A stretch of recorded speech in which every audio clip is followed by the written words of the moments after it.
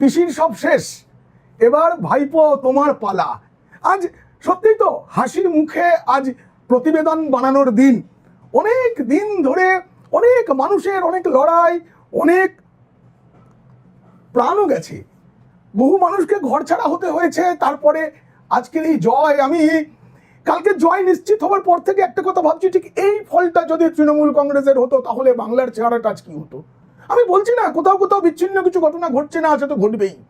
মানুষের মধ্যে তো একটা বদলা নেওয়ার প্রবণতা থাকে, কিন্তু ঈশ্বর এই জয় চেয়েছিলেন, তাই ঈশ্বর ঠিক করেছেন এই জয়ের পরে কোনো উল্লাসে কোনো মৃত্যু নেই, এটাই যেন বজায় থাকে। মনে রাখতে হবে এই জয় হিন্দুদের জয়, হিন্দু কখনো যেচে আক্রমণ করে না। কিন্তু আমরা কার পূজারি? ভগবান শ্রী রামচন্দ্রের। আমি আগেও বলেছি একবার, ভগবান শ্রী রামচন্দ্র যখন বনবাসে চলে যাচ্ছেন তখন তিনি মাথার মুকুট খুলে রেখেছেন, গয়না খুলে রেখেছেন, আত্মীয় স্বজন সকলকে ছেড়ে তিনি যখন চলে যাচ্ছেন, নিজের স্ত্রীকেও কিন্তু তিনি সঙ্গে নিতে চাননি, ভাইকেও নয়, কিন্তু তিনি হাতে তীর ধনুক নিয়ে বেরিয়েছিলেন। কারণ হিন্দু আক্রমণ করে না, কিন্তু হিন্দু আত্মরক্ষা করতে জানে, ক্ষত্রিয়ের ধর্ম। এবং অন্যায়ের বিনাশ কখনো হত্যা নয়। তাই আমি বলবো আত্মরক্ষার জন্য সংঘবদ্ধ থাকতে হবে। 1946 সালের কলকাতায় যে বিভৎস দাঙ্গা হয়েছিল তাতে শেষে সুরাবর্দীরা পরাস্ত হয়েছিল, তার বদলা কিন্তু নিয়েছিল নোয়াখালীতে, নৃশংসভাবে হত্যা করা হয়েছিল। আজকের সুরাবর্দীরা ক্ষমতা থেকে সরে যাওয়ার পর একই ঘটনা ঘটতে পারে, তাই সতর্ক থাকতে হবে। আমি গতকাল কি কি ঘটেছে তাতে অনেক মজার ঘটনা আছে, আজ সকাল থেকে অনেক মজার ঘটনা ঘটছে, সেগুলো বলবো আপনাদের।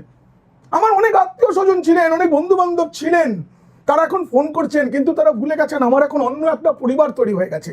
পিনাক্কি বলছে একটা বড় পরিবার, সেই পরিবারের সকলে জানেন যে আমি গলার জোরে চিৎকার করে এমন ফলের ইঙ্গিত দিয়ে রেখেছিলাম অনেক আগে থাকতে। আমি একেবারে শেষে যে এক্সিট পোল সমীক্ষা করেছিলাম তাতেও এতটা ফল বলিনি, কিন্তু মনের কথা বলে পরের দিন আমি বলেছিলাম এক্সিট পোল মিলবে না, 190 পার করে 200-র উপরে চলে যেতে পারে আসন। সেটাই হয়েছে, কারণ এই ফলটা ঈশ্বর নির্দিষ্ট ফল। আমি আজকে বলবো, আর সেই আলোচনা শোনার পর যদি সত্যিই এই আলোচনা এবং পর্যালোচনা বিশ্লেষণ এই মজা ভালো লাগে, তবে সাবস্ক্রাইব করবেন। পিনাক্কি বলছে এখন পিসির তো সব শেষ, এবার ভাইপোর সর্বনাশের পালা কিভাবে শুরু হচ্ছে সেটা জানতে দেখুন ও শুনুন পিনাক্কি বলছে। প্রথমে বলি কাল কি কি ঘটলো। দেখুন, সমীক্ষা মিলে গেল, সকাল থেকে আমার কোনো টেনশন ছিল না, আগের রাতেও ছিল একটু। আচ্ছা, সমীক্ষা কিভাবে মিললো, কি করে বুঝতে পেরেছিলাম এরকম ফল হয়েছে, সেটা নিয়ে তো আমি একটা গোটা প্রতিবেদন বানাবো, বিস্তারিত বলবো। তবে একটা কথা তো আজকেই বলে দেবো, এই জয় হিন্দুদের জয়, দেশভক্তদের জয়। আমি হিন্দু বলতে যেটা মনে করি, যারা ভারত মাতা কি জয় বলতে পারেন, যারা ভারতকে মা বলে মনে করেন, যারা লজ্জা না পেয়ে বন্দে মাতরম গাইতে পারেন, তারাই হিন্দু। আজ তাদের জয় হয়েছে। দেখুন, তৃণমূল 294-এর মধ্যে 292 জায়গায় প্রার্থী দিয়েছিল, 291 জায়গার ফল ঘোষণা হয়েছে, ফলতায় ভোট বাকি। কিন্তু বিজেপির লড়াই ছিল 70টি আসন বাদ দিয়ে, যে 70টি আসনে হিন্দুরা চাইলেও বিজেপিকে জেতাতে পারবে না। আপনারা ফলটা দেখুন, একটু বেশি হয়েছে শুধু। তাই আমি বলছি বিজেপি যে আসন পেয়েছে সেই আসনটা বিজেপির, বাকিটা মুসলিম লীগ 2.0, মানে আধুনিক মুসলিম লীগের যে জোট তারা পেয়েছে বাকি আসনগুলো। কেন বলছি? কারণ এই যে বাংলায় পরিবর্তন এলো, এই পরিবর্তনটা যে আসবে, গোটা দেশটায় যে হিন্দুত্বের হাওয়া খেলবে, হিন্দুর রক্ষা হিন্দুই করতে পারবে, এই কথাটা, এই ভবিষ্যৎটা লেখা হয়েছিল 1940 সালে দক্ষিণ কলকাতার বালিগঞ্জে। 1940 সালের 26শে আগস্ট, সেদিন ছিল জন্মাষ্টমী। তখন ভারত সেবাশ্রম সংঘের প্রতিষ্ঠাতা আচার্য স্বামী প্রণবানন্দজি মহারাজ, যিনি প্রথম থেকে বলেছেন আমি হিন্দুকে হিন্দু হিন্দু বলে জপ করাবো, আমি হিন্দুকে শেখাবো যে সবলের বন্ধু শুধু সবল হয়, দুর্বলের বন্ধু হয় না সবল। তাই সম্প্রীতি চাইলেও হিন্দুকে সবল হতে হবে। 1941 সালে তিনি ইহলোক ত্যাগ করেন। তার আগের বছরেই তিনি এমন একজন নেতা খুঁজছিলেন যাকে হিন্দু সংগঠনের দায়িত্ব তিনি দিয়ে যাবেন। 1940 সালের 26 আগস্ট জন্মাষ্টমীর দিন সর্বদা হিন্দুদের পাশে যিনি দাঁড়াবেন, সেই ডক্টর শ্যামাপ্রসাদ মুখোপাধ্যায়কে আপন মাল্যে বরণ করে নিয়েছিলেন স্বামী প্রণবানন্দ। তার শক্তি তার মধ্যে দিয়েছিলেন, সেই শক্তি সঞ্চারিত হয়েছিল শ্যামাপ্রসাদের মধ্যে। বাঙালির জন্য একেবারে শিবাজির মতো, রানা প্রতাপের মতো নেতা চেয়েছিলেন স্বামী প্রণবানন্দ। এখানেই শেষ নয়, এই কাহিনীটার পর চলে যায় গঙ্গা তীরের আর এক ঐতিহাসিক শহর বারাণসীতে সেই বছরই দুর্গাষ্টমীর দিনে শ্যামাপ্রসাদ মুখোপাধ্যায় এবং স্বামী প্রণবানন্দের একান্ত আলাপ হয় একটি রুদ্ধ ঘরে। আচার্যদেবের জীবনীকার স্বামী বেদানন্দ তার গ্রন্থে লিখে গেছেন যে কি কি কথা হয়ে থাকতে পারে, কি হয়েছিল সেই সময়।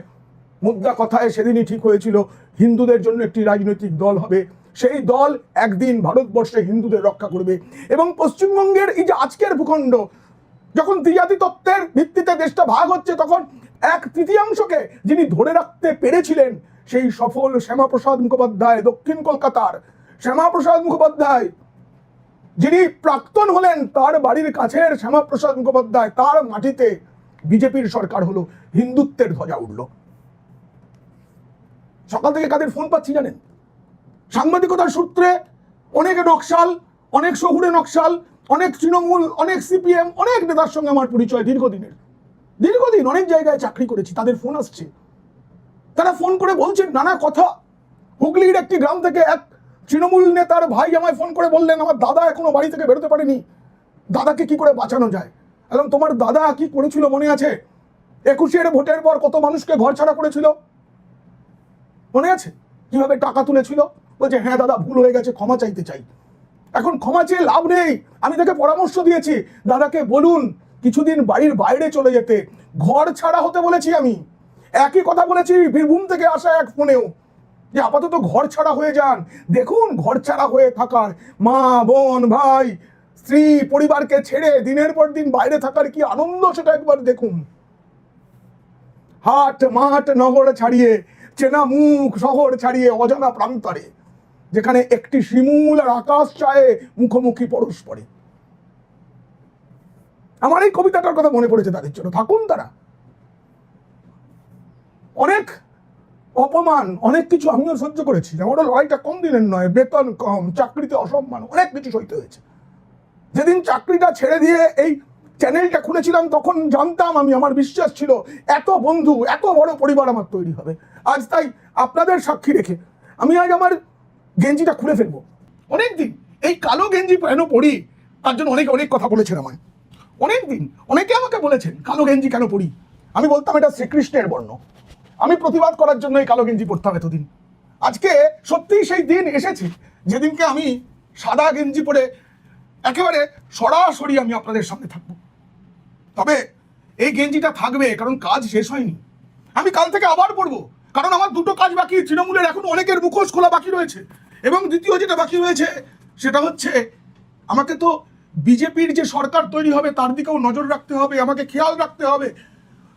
মা বোনের নিরাপত্তা এবং সার্বিকভাবে রাজ্যের উন্নয়নের জন্য যে যে কথা বিজেপি দিয়েছে, আমি বিশ্বাস করি সেটা তারা রাখবে, কিন্তু প্রতি মুহূর্তে সেটা মনে করিয়ে দেওয়ার কাজটা করে যেতে হবে, আপনাদেরকেও করতে হবে। সেই সঙ্গে আমরা যে 45% মতো হিন্দু ভোট নিয়ে আজকে আমরা এসেছি, তারপরেও মনে রাখতে হবে এখনো অনেক হিন্দু তারা এখন ভুল বুঝতে পারছেন, কিন্তু তারা আসেননি। তাদেরকেও তো নিয়ে আসতে হবে, তাদেরকেও তো বোঝাতে হবে এটা হিন্দুর ভূমি। আপনাদেরকে না একটা কথা আমি বলিনি এই ভোট পর্বে আপনারা দেখেছেন আমি বিভিন্ন সময় দিল্লি বা আহমেদাবাদের হোটেলে থেকে আপনাদের জন্য প্রতিবেদন বানিয়েছি। কেন জানেন? আমি সেই কথাটা বলার আগে একটা গানের একটুখানি অংশ আপনাদের শোনাবো, যে গানটা আপনারা গোটা ভোট পর্বে শুনেছেন। শুনুন আপনারা।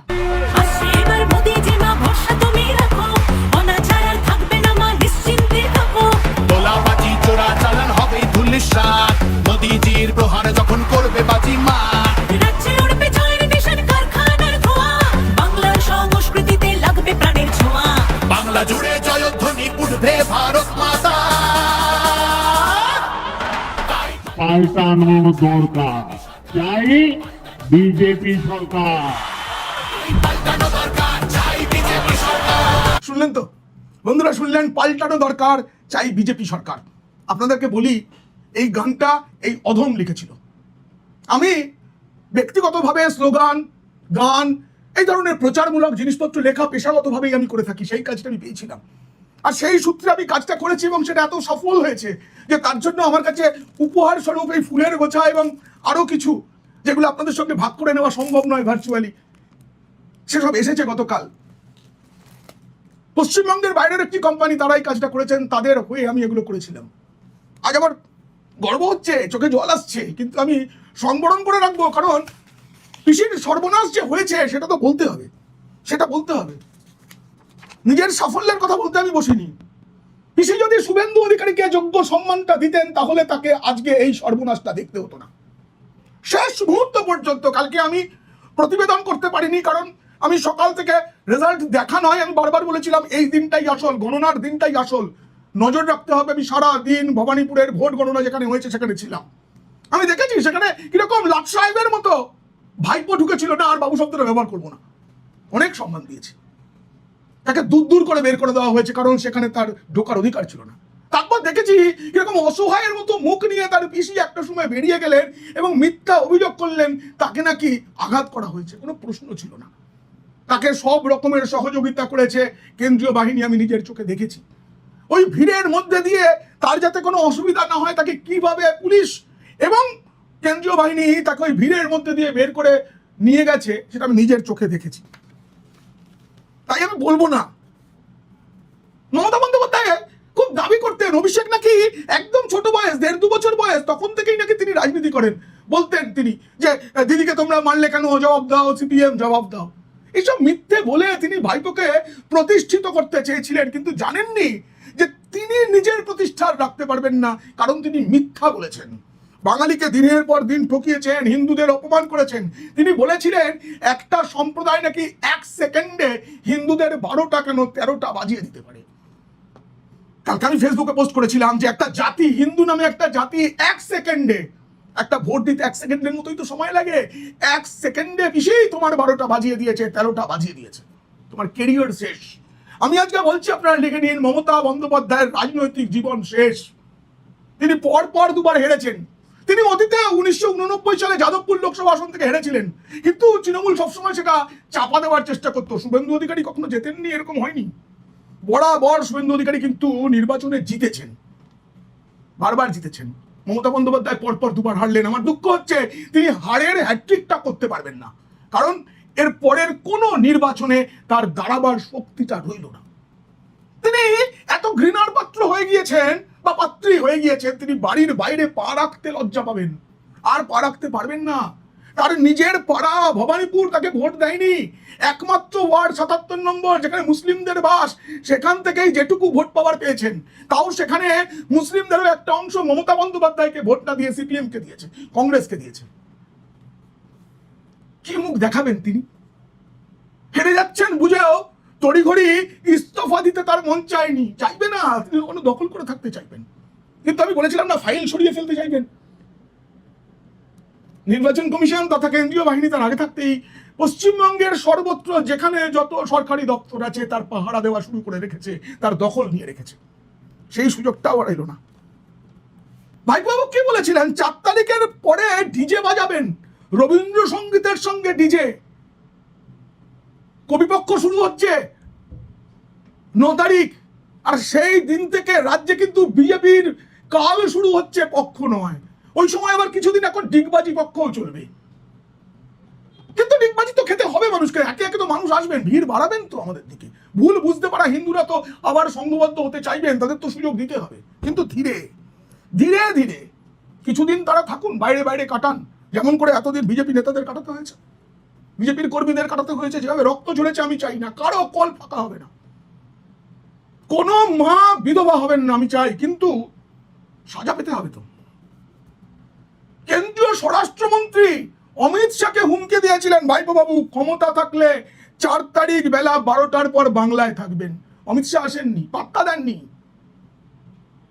আমি তো চেয়েছিলাম, আমি ধর্মতলায় ছিলাম, যারা আমাকে বলেছিল না সবুজ আবির গোলা জল খাওয়াবে, উৎকৃষ্ট মানের গাঁজা খাওয়াবে, কারণ আমার সমীক্ষাটা তো কম দামি গাঁজা খেয়ে করা হয়েছিল না। হ্যাঁ, কম দামি গাঁজাই মিলিয়ে দিয়েছে। বলা হয়েছিল তো আমাকে গাছে বেঁধে রাখা হবে, উল্টো করে ঝুলিয়ে রাখা হবে। তাদের সবাইকে ডেকে আমি ধর্মতলার মোড়ে ছিলাম 8 ঘন্টা, কেউ আসেনি।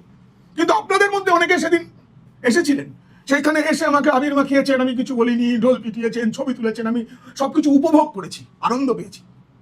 তারপরে আবার চলে গিয়েছি ভবানীপুরের গণনা কেন্দ্রে। রাত্রিবেলা শুভেন্দু অধিকারী যখন জয়ের শংসাপত্র নিয়ে বেরিয়ে গেলেন, তারপর বাড়ি ফিরেছি। কাল প্রতিবেদন করতে পারিনি। কিন্তু এখন কি হবে ভাইপো? 4 তারিখ পার হয়ে গিয়েছে। শুধু শুভেন্দু অধিকারী নয়, মুকুল রায় তার মতো নেতাকেও তৃণমূল থেকে বের করে দেওয়ার পেছনে এই অভিষেক বন্দ্যোপাধ্যায়ের ভূমিকা ছিল। দলের সব প্রবীণ নেতাদের সরাতে চেয়েছিলেন, যাই হোক তারা সকলেই হেরে গেছেন। আমি বলেছিলাম রাজ্যের কোন কোন মন্ত্রী হারতে চলেছেন, তাতে নাম ছিল ব্রাত্য বসুর, শশী পাজার, চন্দ্রিমা ভট্টাচার্য, সুজিত বসুর, জ্যোতিপ্রিয়া মল্লিকের, সকলে হেরেছেন। এই প্রতিবেদন করার পর অনেক কমেন্ট এসছে, অনেক বিরোধিতা এসছে। আমার পিতা মাতাকে তুলে গালাগাল করা হয়েছে, তাদেরকেও বলছি আপনারা দেখে নিন, সব মিলে গেছে।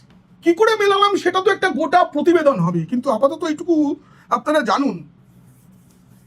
আর ভাইপো বাবুকে দেখে দেখে তার আইপ্যাকের তৈরি করা যে ইমেজ, সেইটা দেখে দেখে না তৃণমূল নেতাদেরও সম্বোধনের ভঙ্গি, কথাবার্তা সব বদলে গিয়েছিল। ওই ভাইপো তৃণমূলে যতদিন তৃণমূলটা ছিল, মানে 4 মের সকাল পর্যন্ত, তখনও না হুমকি দিয়ে গেছেন, খালি হুমকি, হুঁশিয়ারি।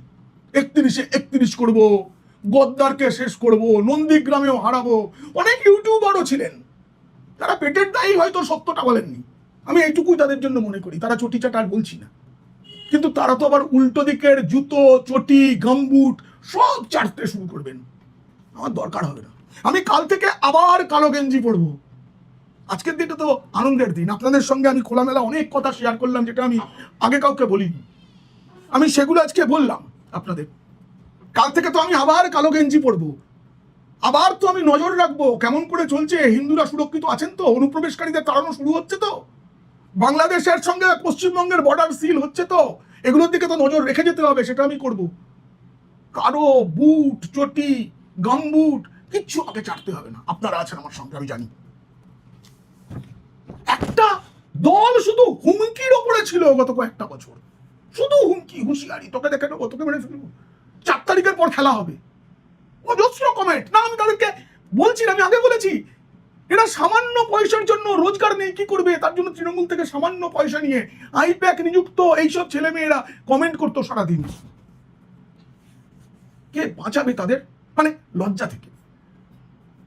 ডিজে বাজাবেন বলেছিলেন অভিষেক ভাইপো, ডিজে বাজাবেন বলেছিলেন, কিন্তু এখন কি হচ্ছে? তৃণমূল নেতাদের ফোন করে দেখুন, তাদের রিংটোনে বেহালার সুর বাজছে।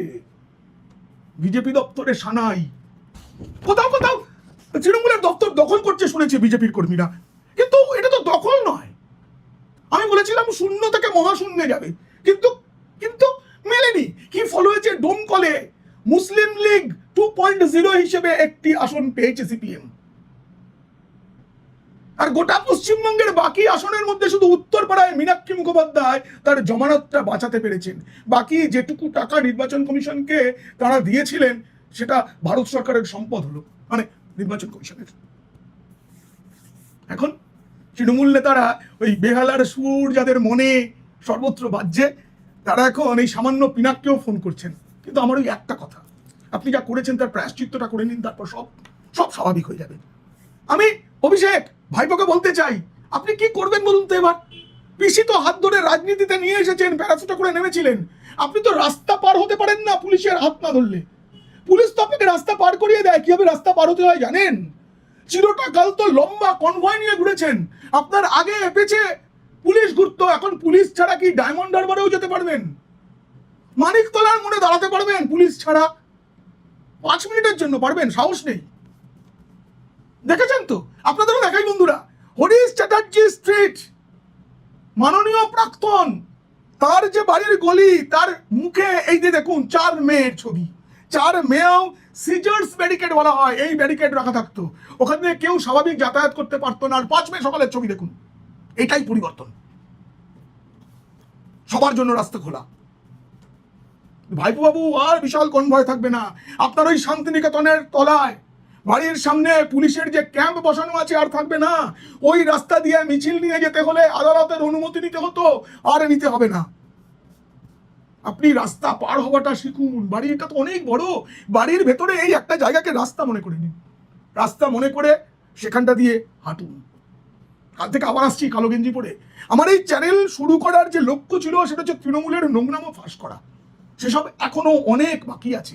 মাঝখানে ভোট এসে যাওয়ায় সবটা আমি প্রকাশ করতে পারিনি এখনো, সেগুলো চলবে। সেই সঙ্গে বললাম ততদিন চলবে যতদিন না তিহারে যাচ্ছে, যতদিন না ভাইপো তিহারে যাচ্ছে ততদিন চলবে, সেই সঙ্গে নজরদারিও চলবে। অনেকে হতাশ হয়ে গিয়েছিলেন না যে হবে কি হবে না, হবে কি হবে না, সব পথ শেষ হয়ে গেছে। তাদের জন্য আমার একটা প্রিয় কবিতার একটা ছোট লাইন বলি, সব পথ হারাবার পর বুঝি খোঁজ মেলে আপনার। সব পথ যখন শেষ হয়ে যায় না, তখন নিজের খোঁজ পাওয়া যায়। বাঙালি হিন্দু নিজের খোঁজ পেয়েছে, নিজের সরকার হয়েছে। বন্দে মাতারম, ভারত মাতা কি জয়। আপনারা খুব খুব ভালো থাকবেন।